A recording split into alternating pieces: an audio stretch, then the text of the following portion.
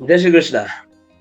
સંસ્કૃતમાં full marks 80 out of 80 કેવી રીતના લાવવા, સ્ટેપ બાય સ્ટેપ જોઈએ.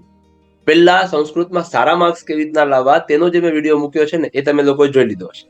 ના જોયો હોય તો પહેલા તે જોઈ લો અને ક્લિયર કરો થોડુંક. એનું જે બેઝિક મતલબ જે શરૂઆત એમાં કીધી છે ને, શરૂઆત તો તમારે પણ તેવી જ રીતના કરવી જોઈએ. હા, તમારા માટે પેલી સ્કીમ નથી 1 to 10 ને 11 to 20 ના. ફૂલ માર્ક્સ લાવવા હોય તો કોઈ સ્કીમ ના હોય, બધું જ કરવાનું. તો જુઓ, પહેલા આપણે આજે આગલા વિડીયોમાં સમજ્યા છીએ કે ભાઈ પેલા ટ્રાન્સલેશન, આન્સર ઇન ઇંગ્લિશ કે ગુજરાતી પ્રશ્નોત્તર, શોર્ટ નોટ અને અર્થ વિસ્તાર આ કરી દો એટલે તમારું ઇંગ્લિશમાં જે બધું કરવાનું છે ને તે બધું ક્લિયર થાય.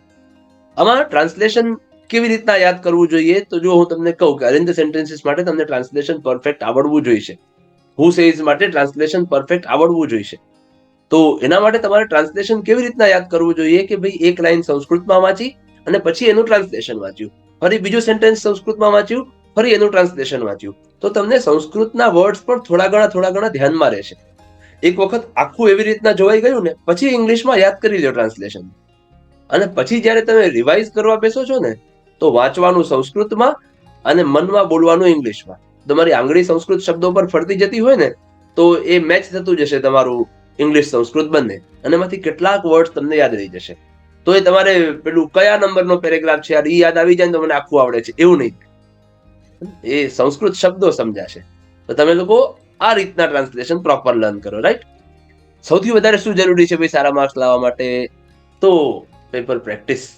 જેટલા વધારે પેપર્સ સોલ્વ કરશો ને, રાઇટિંગ પ્રેક્ટિસ જે છે ને તે તમને લાઈક આપણે જો એક વસ્તુ ધ્યાનમાં રાખો કે આપણે પેપર ચેક કરવા વાળાને ધ્યાનમાં રાખીને પેપર લખવાનું આવશે ને, એ આપણને ફૂલ માર્ક્સ આપવા જોઈએ. આ તો લેંગ્વેજનું પેપર છે, મેથ્સ હોય તો ભાઈ 2 + 2 4 થાય.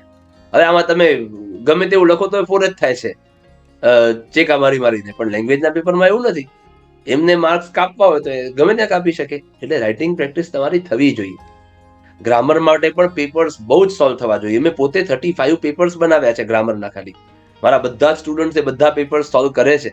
હું એ લોકોને દર વીકમાં 4-4 5-5 કરાવડાવું છું, તો જ એમનું ગ્રામર પરફેક્ટ થાય. એટલે પેપર પ્રેક્ટિસ બહુ જ જરૂરી છે, એ તમે જરૂરથી કરો. તો પછી જુઓ, એ તમારું પેપર પ્રેક્ટિસ થઈ અને ટ્રાન્સલેશન થયા ને તો જ તમારા કોમ્પ્રિહેન્શન અને અરેન્જ સેન્ટેન્સીસ ઘટનાક્રમ અનુસાર ગોઠવો. એના માર્ક્સ તમારા પ્રોપર આવી શકે અને તમે વિશ્વાસથી લાવી શકો, એમ ચિંતા ના રહે. તો એ 30-40 પેપર સોલ્વ થયા હોય ને તો જ આ અરેન્જ સેન્ટેન્સીસમાં કોન્ફિડન્સ આવે, એવું થાય. એટલે એ તમે કરો તો આ તમારા 12 માર્ક્સ ક્લિયર થાય. શ્લોક પૂરતી તમે તો સાથે શ્લોક કરી જ શકશો. કર્તા કૃતિ સેક્શન ઈ માં જે છે રાઇટર અને બુક, તે પણ તમારે લર્ન કરી દેવું જોઈએ. આપણું જે મટીરિયલ છે ને એમાં એ આખો બોક્સ આપેલો જ છે એવી રીતનો. પછી સંસ્કૃત પ્રશ્નોત્તર છે 4 માર્કના અને ટ્રાન્સલેટ ઇન્ટુ સંસ્કૃત છે 2 માર્કનું સેક્શન સી માં. આ ઉપાડતા પહેલા તમારે ગ્રામર કરી દેવું જોઈએ. સંસ્કૃત પ્રશ્નોત્તર અને ટ્રાન્સલેટ ઇન્ટુ સંસ્કૃત એટલે સંસ્કૃતમાં અનુવાદ કરો. એના પહેલા તમારે વ્યાકરણ કરી દેવું જોઈએ. કયું વ્યાકરણ? તો કે આપણે જે આગળના વિડીયોમાં જોયું ને તે બધું, એટલે ધાતુરૂપ, પ્રયોગ, કૃદન, સંખ્યાપદ, શુદ્ધિકરણ. આ વ્યાકરણ કેવી રીતના કરાય ને એ હું તમને નેક્સ્ટ વિડીયોમાં થોડું સમજાવું. અને આ બધા ટોપિક લગભગ મને લાગે છે જે લોકો આ વિડીયો આવી રીતના જોતા હશે કે ફૂલ માર્ક્સ લાવવા છે, એ લોકોને લગભગ આ બધા ટોપિક જે છે તે ઓલરેડી આવડતા જ હશે. ના આવડતા હોય તો તમે પણ ક્રેશ કોર્સમાં જોડાશો તો આ બધા જ હું શીખવાડું છું.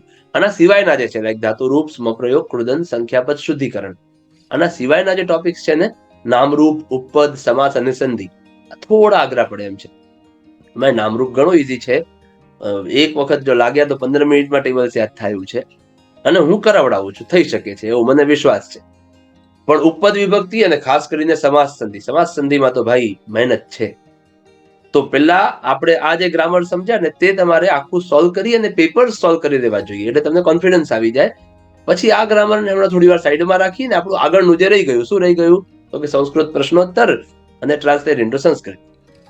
સંસ્કૃત પ્રશ્નોત્તરમાં કેવું ઓપ્શન છે, તો તમે બધા ક્વેશ્ચન્સ 2-3 વાર વાંચી પણ લીધા ને તો ઓપ્શન જોઈને યાદ આવી જશે.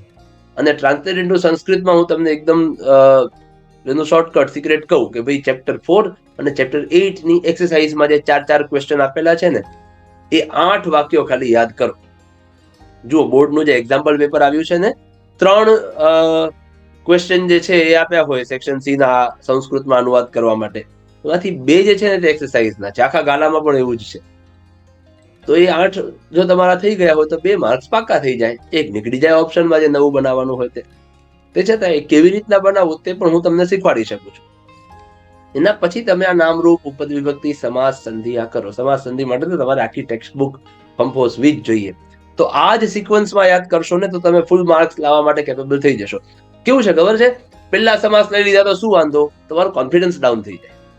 કારણ કે પહેલી જ વખતમાં સમાસ લીધા ને આવડ્યા નહીં. એના કરતા પહેલા ભાષાંતર કરો એટલે કોન્ફિડન્સ બિલ્ડઅપ થાય કે મને 80 માંથી 50 માર્ક તો આમ આવશે. એના પછી તમે જે આપણું બેઝિક વ્યાકરણ છે બધું તે બધું જોઈ જાઓ એટલે તમારા 60-65 નો કોન્ફિડન્સ સખત થઈ જાય. એના પછી Sanskrit question answers, translate into Sanskrit, આ આપણું જે ગ્રામર છે, સમાસ, સંધિ, ઉપપદ, નામરૂપ તે બધું જુઓ તો તમારો કોન્ફિડન્સ સરસ થાય. અને ક્યાંય પણ ડાઉટ પડે તો મને પૂછો, મારા નંબર પણ અહીં છે જ, તો તમે એ પણ પૂછો. અને ક્રેશ કોર્સ તો આપણું સાથે ને સાથે જ છે, તો એમાં જોડાઈ જ જાઓ. હું તમને સમજાવું છું. ક્રેશ કોર્સ જે છે ને, હું આ 26 થી એટલે સોમવારથી સ્ટાર્ટ કરું છું અને હું રોજ ઓનલાઈન હોઈશ. કદાચ કોઈ લેટ પણ જોઈન થાય છે તો એને પણ બધા જ ટોપિક્સ ક્લિયર થશે. અને આ વર્ષે એટલે જ મેં એપ્લિકેશન બનાવી લીધી છે કે જેથી રેકોર્ડેડ લેક્ચર્સ પણ તમને બધાને મળે જ. તો કદાચ કોઈ દિવસ સમજો કોઈ જોઈન ના થઈ શક્યું તો રેકોર્ડેડ લેક્ચર સાંભળીને પણ એને વાંધો ના આવે. અને સંસ્કૃતની એક્ઝામના આગલા દિવસે તો હું ફૂલ ડે ઓનલાઈન રહીશ, એટલે કોઈ ચિંતા જ નહીં. ઠીક છે. ગ્રામર કેવી રીતના લર્ન કરવું ને તે હવે આપણને સમજવાનું છે. અને તો ગ્રામર માટે આપણે નેક્સ્ટ વિડીયોમાં મળીએ. તો તમે આગળના વિડીયોમાં અહીં જે આપેલો છે તે પર ક્લિક કરો અને ગ્રામર સ્ટેપ બાય સ્ટેપ કેવી રીતના લર્ન કરવું અને એમાં શું લર્ન કરવું, કેવી રીતના તમે ઓલરેડી સમજાવ્યું, હવે શું લર્ન કરવું ને તે હું તમને સમજાવું. ચાલો, ધન્યવાદ. જય શ્રી કૃષ્ણ.